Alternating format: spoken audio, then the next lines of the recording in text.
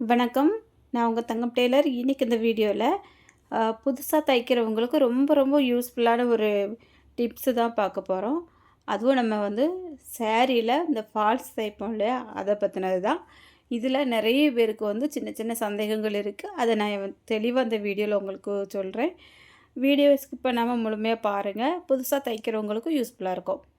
ஒருவேளை நீங்கள் ஏற்கனவே இதே மாதிரி தான் தைப்பீங்க அப்படின்னா ஒரு லைக் மட்டும் போடுங்க வீடியோ பிடிச்சிருந்தா. உங்கள் கருத்து என்ன அப்படிங்கிறது மறக்காமல் கமெண்டில் சொல்லுங்கள். இப்போ வந்து நான் சாரீ எடுத்து வச்சுருக்கேன். சாரி ஃபால்ஸ் வந்து வாங்கி வச்சுருக்கேன் மேட்சிங்காக இருக்கிற மாதிரி. நார்மலாக நம்ம சாரீக்கு 2 பக்கத்துலேயும் ஓரம் மடித்து தைப்போம் பாருங்க. அதே மாதிரி நான் இப்போ வந்து ஃபஸ்ட்டு முந்தானே வந்து மடித்து தையல் போட்டு எடுத்துவிட போகிறேன். ஒரு சில சேரீயில் நல்ல பக்கம் கெட்ட பக்கம் பார்க்குறது கொஞ்சம் கஷ்டமாக இருக்கும். அதனால் கொஞ்சம் கவனித்து அதை பார்த்து இது பண்ணிக்கிடுங்க. இப்போ நான் வந்து அடுத்தது நமக்கு முதல்ல சேரீயில் உள் பக்கம் இருக்கு இல்லையா, அந்த பக்கத்தில் வந்து கரெக்டாக அந்த உள் பக்கத்தை வந்து மடித்து தையல் போட்டுவிட போகிறேன். இது நார்மலாக நம்ம எப்போவுமே சாரீக்கு ஓரம் அடிக்கிறது தான். இதுக்கு மேலே நம்ம வந்து ஃபால்ஸ் எப்படி வச்சு தைக்க போகிறோம் அப்படிங்கிறது தான் மெயினு. இதில் நிறைய பேர் நிறைய விதமாக தைப்பாங்க. இருந்தாலும் சின்ன சின்ன நுணுக்கங்கள் எல்லாமே நம்ம கரெக்டாக வச்சு தைச்சோம் அப்படின்னா புதுசாக தைக்கிறவங்க கூட தைரியமாக இந்த சாரி ஃபால்ஸ் வச்சு தைக்கலாம். ஏன்னா புதுசாக தைக்கும்போது வந்து கொஞ்சம் சின்ன சின்ன பிரச்சனைகள் வரும். எங்கேயாவது ஒரு இடத்துல கரெக்டாக தைக்கலை அப்படின்னாலும் அந்த இடங்களில் வந்து நீட்டாக வராது. அதுக்கு தான் இந்த வீடியோ. இப்போ நான் வந்து உள் பக்கமும் ஓரம் அடித்து எடுத்துட்டேன். நான் இப்போ ஒரு இடத்துல மார்க் பண்ணி காமிக்கிறேன் பாருங்க. இது கிட்டத்தட்ட ஒரு 10 இன்ச்சு இருக்கும். அந்த நம்ம ஓரம் அடித்தோம்லே அந்த இடத்துலேருந்து இங்கே வரைக்கும் மார்க் பண்ணியிருக்கேன். இது வந்து அடிப்பக்கம் வரக்கூடிய இடம்தான். உள் பக்கத்தில் தான் நான் மார்க் பண்ணியிருக்கேன். இப்போ இதில் வந்து நம்ம இந்த அளவுக்கு கேப்பு விட்டும் சாரி ஃபால்ஸ் வச்சு தைக்கலாம். இந்த சாரியோட பார்டர் பார்த்திங்கன்னா ரொம்ப இழுக்காத மாதிரி இருக்குது. இந்த மாதிரி கிளாத்துக்கு நம்ம இந்த இடத்துல வைக்கலாம். ஒரு சிலது வந்து ஆரம்பத்துலேருந்தே ரொம்ப நூல் வந்து எலும்பி எலும்பி இருக்கும். அதுக்கெல்லாம் அந்த இடத்துல விளிம்புலேருந்தே வைக்கலாம். நான் எப்படி வைப்பேன் அப்படின்னா, இப்போ இந்த மாதிரி என் கையை வந்து வச்சு பார்ப்பேன். இந்த அளவுக்கு மார்க் பண்ணிடுவேன். இது வந்து ஒரு கரெக்டாக 8 இன்ச் அளவுக்கு இருக்கும். ஏன்னா நம்ம கையோட அளவு நம்ம ரெகுலராக தைக்கும்போது நமக்கு தெரியும். அந்த அளவுக்கு நான் மார்க் பண்ணிவிட்டு அதிலிருந்து சாரி ஃபால்ஸ் வந்து தைக்க ஆரம்பிப்பேன். எதுக்காக அப்படின்னா, நம்ம வந்து சாரியை உள்பக்கமாக ஃபஸ்ட்டு சொருவோம் பாருங்க. அப்போ சொருவும் போது அந்த இடது கால்லேருந்து வலது கால் வரைக்கும் கொஞ்சம் கேப் இருக்கும். அது வரைக்குமே நம்ம கொஞ்சம் பாவாடையை விட்டு மேலே லைட்டாக ஏற்றி தான் சொருவோம். அப்போ நமக்கு கொலுசுலலாம் படுறதுக்கு வாய்ப்பில்லை. அதனால இந்த அளவுக்கு கொஞ்சம் தள்ளி வச்சு தைச்சிடலாம். ரொம்ப நமக்கு வந்து கால் படுற மாதிரி இருக்குது அப்படின்னா விளிம்புல இருந்தே தைச்சிடலாம். ஒன்றும் பிரச்சனை இல்லை. நான் இப்போ மார்க் பண்ணியிருக்க இடத்துல இருந்து தைக்க ஆரம்பிக்க போகிறேன். சாரி ஃபால் வந்து ஒரு பக்கம் விளிம்பு பகுதி மடித்து தையல் போட்டிருப்பாங்க. அந்த 2 விளிம்பு பக்கமுமே சின்னதாக ஒரு மடிப்பு மடித்து பெரிய தையல் போட்டிருப்பாங்க. அந்த பிசுறு எங்கே இருக்குது அப்படிங்கிறத பார்க்கணும். பிசுறு வந்து நம்ம சாரியோட ஒட்டி வர்ற மாதிரி இருக்கணும். அப்போ நமக்கு அந்த சாரியோட உள்பகுதி இருக்குது பாருங்க, அதெல்லாம் மார்க் பண்ணி எடுத்து வச்சுருக்கோம் இல்லையா, அதுலேயும் இந்த சாரி ஃபாலோட பிசுறு பகுதியையும் அதில் வச்சு ரெண்டும் ஒன்றா இருக்கிற மாதிரி வைக்கணும். அடியில் வரக்கூடிய அந்த விளிம்பு பகுதி வந்து ஈக்குவலாக இருக்கணும்.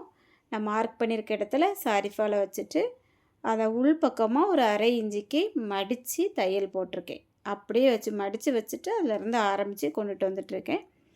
இப்போ நம்ம இந்த சாரி ஃபால் வந்து சாரியை விட்டு வெளியில் வந்துடக்கூடாது. ஒரு பாயிண்ட் அளவுக்கு அந்த சாரியோட விளிம்பில் இருந்து ஃபால்ஸ் வந்து மேலே இருக்கணும். அந்த மாதிரி நம்ம தைக்கணும். சாரியும் அந்த ஃபாலும் வந்து ஒரே ஈக்குவலில் வச்சு தைச்சிட்டு வரணும். அப்போ அந்த 2 கிளாத்தும் ஈக்குவலாக இருக்கணும். இப்போ சாரி வந்து லூஸ் விடக்கூடாது. கொஞ்சம் நல்லா கரெக்டாக இழுத்து பிடிச்சிக்கிடணும். அதே மாதிரி சாரி ஃபால்ஸையும் ரொம்ப இழுத்து பிடிக்கக்கூடாது. கரெக்டான பொசிஷனில் வச்சு கொண்டுட்டு வரணும். அங்கங்கே சுருங்க விடக்கூடாது. நான் அந்த வீடியோ வந்து இப்போ உங்களுக்கு ஸ்பீடு பண்ணி காமிச்சிருக்கேன். ஏன்னா இது மொத்தமாக நம்ம அப்படியே தைக்கிறத காமிச்சோன்னா கொஞ்சம் பெரிய வீடியோ வரும். அதனால் ஸ்பீட் பண்ணி காமிச்சிருக்கேன். எப்படி தைக்க அப்படிங்கிறத மட்டும் நீங்கள் கவனமாக பார்த்துக்கோங்க. இப்போ அப்படியே தைச்சி கொண்டுட்டு வந்தாச்சு. இந்த பக்கம் வந்து முடிய போகுது. இப்போ நம்ம ஆரம்பிக்கும் போதும் இந்த சாரி ஃபால்ஸ் வந்து உள்பக்கமாக லேசாக மடித்து தையல் போட்டிருந்தோம். இப்போ முடிக்க போகிறோம். முடிக்க போகும்போதும் இந்த பிசுறு பகுதி இருக்குது பாருங்கள், இதை அப்படியே வந்து ஒரு 1/2 இன்ச்சுக்கு உள்பக்கமாக அப்படியே மடித்து நம்ம விரலால் தேய்ச்சி விட்டுடலாம். தேய்ச்சி விட்டுட்டு அந்த விளிம்பு பகுதியில் இப்போ நம்ம மடிச்சிருக்கோம் பாருங்க, அது வந்து பிசுறு வெளியில் வந்துடக்கூடாது. அதனால எல்லா இடங்களையும் இந்த பிசுறு வெளியில் தெரியாத அளவுக்கு கொஞ்சம் கவனிச்சுட்டு தையல் போட்டு ஒரு லாக் தையல் போட்டு அப்படி வெளியில் எடுத்துடலாம். நம்ம இந்த நூல் வந்து நீட்டாக இருக்கா, எங்கேயாவது கோரி கோரி வந்திருக்கா அப்படிங்கிறதையும் பார்க்கணும். ஏன்னா சாரியை வந்து நம்ம நீட்டாக கட்டும்போது வந்து இந்த நூல் எங்கேயாவது சரியில்லாமல் தெத்திட்டு இருந்தது அப்படின்னாலும் அது அசிங்கமாக தெரியும். அதனால கொஞ்சம் கவனிச்சுட்டே தைக்கணும். ஒரு பக்கம் ஃபுல்லாக தையல் போட்டு முடித்தாச்சு. இப்போ அடுத்தது நம்ம முதல்ல ஆரம்பித்தோம் பாருங்க, அந்த இடத்துல இருந்தே அடியிலேருந்து அப்படி மேலே கொண்டுட்டு வரணும். ஒரு லாக் தையல் போட்டு கொண்டுட்டு வரலாம். இதில் சாரீ ஃபால்ஸ் வந்து கரெக்டான பொசிஷனில் வைக்கணும், நேரே வைக்கணும். கிராஸாக வச்சிட்டிங்க அப்படின்னா ஆரம்பத்தில் தெரியாது. கொஞ்சம் நம்ம தள்ளி போக போக அது வந்து அப்படி திருங்கி திருங்கி வர்ற மாதிரி இருக்கும். அதனால் ஆரம்பிக்கும் போதே கரெக்டாக கீழே எந்த அளவுக்கு நம்ம வந்து ஆரம்பித்தோம் அதே மாதிரி இந்த விளிம்பு பகுதியிலையும் மேலேயும் அப்படியே தையலை போட்டு கொண்டுட்டு வரணும். முடிஞ்சால் ஒரு டைம் டேப் வச்சு கூட அளந்துக்கிடுங்க, பிரச்சனை இல்லை. அழகாக அப்படியே தையல் வந்து இந்த கார்னர் வரக்கூடிய இடங்களில் லைட்டாக ஒரு லாக் தையல் போட்டு அப்படியே திருப்பி கொண்டுட்டு வரலாம். இப்போ நான் என் கை வந்து எப்படி வச்சு பிடிச்சி தைக்கிறேன்னு பாருங்கள். வலது கை வந்து கொஞ்சம் அழுத்தமாகவே வச்சு பிடிச்சிருப்பேன், சுருங்க விடக்கூடாது.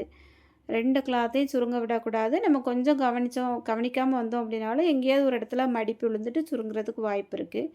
அதனால் கொஞ்சம் பொறுமையாக அந்த கிளாத்து வந்து நல்லா சுருங்காத அளவுக்கு கொஞ்சம் கொஞ்சமாக பிடிச்சி தைக்கணும். நார்மலாக நம்ம வேறு கிளாத்தெல்லாம் தைக்கிற மாதிரி கட கட கடான்னு ஓட விட்டுக்கிட்டே இருக்கக்கூடாது. ஏன்னா இது வந்து ரொம்ப நீட்டாக தைச்சோம் அப்படின்னா தான் சாரீ கட்டும்போதுமே எங்கேயுமே நெளிவு இல்லாமல் நீட்டாக இருக்கும். அதனால் கொஞ்சம் பொறுமையாக 2 பக்கத்துலேயுமே கிளாத்தை கரெக்டாக பிடிச்சி அட்ஜஸ்ட் பண்ணி பொறுமையாக தையல் போட்டு கொண்டுட்டு வரணும். நல்லா தெளிவாக சொல்லியிருக்கேன்னு நினைக்கிறேன். புதுசாக பார்க்குறவங்களுக்கு யூஸ்ஃபுல்லாக இருக்குது அப்படின்னா கமெண்டில் சொல்லுங்கள். ஏற்கனவே நம்ம சேனலில் முன்னாடியே இந்த வீடியோ வந்து அப்லோட் பண்ணியிருக்கோம். இருந்தாலும் இப்போ ஒரு சில பேர் வந்து கேட்குறதுனால நான் இந்த வீடியோ வந்து அப்லோட் பண்ணியிருக்கேன். பிகினர்ஸாக இருக்கிறவங்க எல்லாருக்குமே யூஸ்ஃபுல்லாக இருக்கும். இப்போ நம்ம ப்ளவுஸே தைக்க தெரியல அப்படின்னாலும் இந்த சாரீ ஃபால்ஸு சின்ன சின்ன ஆல்ட்ரேஷன் ஒர்க்கு பண்ணி நம்ம வந்து கொடுத்தாலும் கூட அதுலேயும் ஒரு காசு வந்து பார்க்கலாம். அதனால் இதெல்லாம் தெரிஞ்சு வச்சுக்கிறது ஒரு அவசியம்தான். இப்போ நம்ம வீட்டில் ஒரு தையல் மிஷின் இருக்குது, நமக்கு மற்ற தைக்க தெரியலை அப்படின்னாலும் நம்மளோட சாரீக்கு நம்மளே ஃபால்ஸ் வந்து தைச்சிடலாம். அதனால் இந்த மாதிரி வீடியோக்கள் சின்ன சின்ன டிப்ஸ் எல்லாம் நம்ம தெரிஞ்சு வச்சுட்டோம் அப்படின்னா ரொம்ப ஒரு யூஸ்ஃபுல்லாக இருக்கும். இப்போ நான் முடிக்க போதும் பாருங்கள்.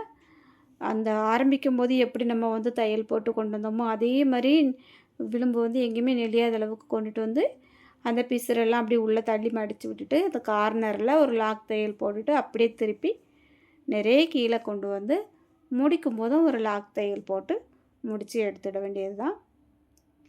இதில் நம்ம இந்த பிசுறு எங்கேயுமே தெரியாத அளவுக்கு அந்த நூலையும் நீட்டாக கட் பண்ணி விட்டுறணும். அதுக்கப்புறமா நம்ம திருப்பி பார்த்தோம் அப்படின்னா எங்கேயாவது நெளிஞ்சிருக்கா இல்லை கரெக்டாக இருக்குதா அப்படிங்கிறத ஒரு டைம் செக் பண்ணிவிட்டு அதுக்கப்புறமா எப்போவுமே வந்து கஸ்டமர்கிட்ட கொடுங்க. நம்ம ஆரம்பத்திலே ஒரு சின்ன மிஸ்டேக் இருந்தால் கூட நம்மளே சரி பண்ணிக்கிடலாம். அவங்கக்கிட்ட போயிட்டு அந்த ரிட்டன் நெளிஞ்சு இருக்கா அப்படி இப்படின்னு ஏதாவது ஒரு கம்ப்ளைண்ட் வர்றதை விட நம்மளே கரெக்ட் பண்ணி நீட்டாக கொடுத்துடணும். அவ்வளோதான். ஈஸியாக வந்து சாரீ ஃபால்ஸ் எப்படி தைக்கிறது அப்படிங்கிறது தெளிவாக சொல்லியிருக்கேன். இன்னும் ஏதாவது சந்தேகம் இருக்குது அப்படின்னா கமெண்ட்டில் சொல்லுங்கள். வீடியோ பிடிச்சிருந்தா மறக்காமல் ஒரு லைக் பண்ணிவிட்டு நம்ம சேனல் நீங்கள் இப்போ தான் புதுசாக பார்க்குறீங்க அப்படின்னா சப்ஸ்கிரைப் பண்ணிவிட்டு பெல் பட்டனே ஆன் பண்ணிடுங்க. வீடியோவுக்கு மறக்காமல் ஒரு லைக் கொடுத்துருங்க. அவ்வளோதான். வீடியோ இது வரைக்கும் பொறுமையாக பார்த்த எல்லாருக்கும் ரொம்ப ரொம்ப நன்றி. வணக்கம்.